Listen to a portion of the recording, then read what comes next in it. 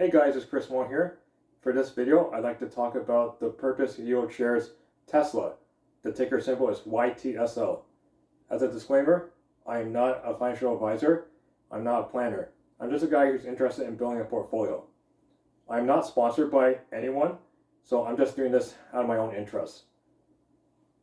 So yesterday on March 6, 2024, I thought I had an opportunity to just buy more YTSL shares, as I've never seen it as low as $16 or $16.05 in a very long time.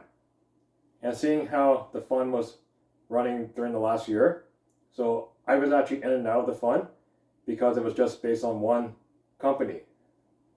So seeing the monthly distributions, it started off at like 30 cents and then went up to 35, and now it's at 40 cents. So seeing how the actual company Tesla stock price was going down, I think it went down as low as $180 or something. I didn't look at it as much, but then seeing that YTSL also went down with it too. So the monthly distributions hasn't changed yet, and the distribution percentage rate is like 30% now if you were to buy the shares yesterday or even today. So 40 cents a month times 12, and then divide that by a share price, it's around 30%. So that's an opportunity I didn't want to miss, and that was a risk I was willing to take. Now, one of the reasons why I got into this fund again is because I saw over the year that dividends was going up over time. And the share price did go up a lot too in the last year. So I did see it at around $30 at one point. The dividends started around 30 cents and it is currently around 40 cents a month.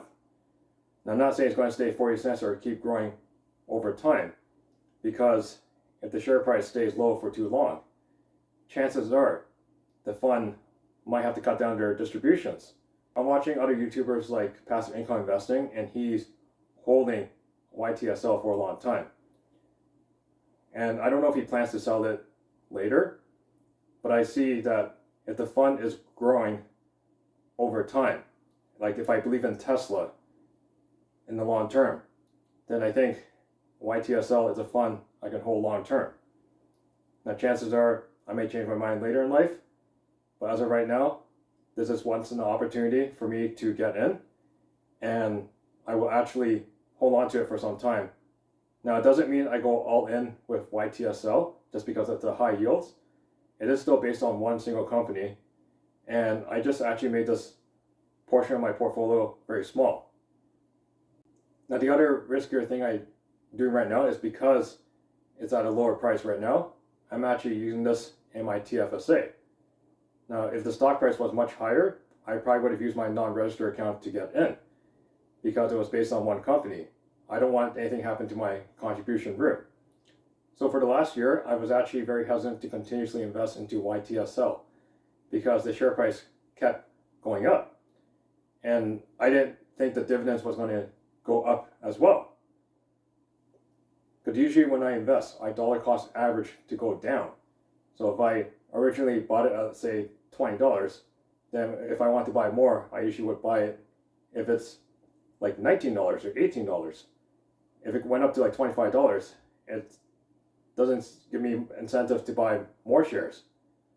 But there will be times in other funds where if I just buy at its lowest point, I may consider buying more shares if the share price is a bit higher, because the dividend yield is still pretty high for me.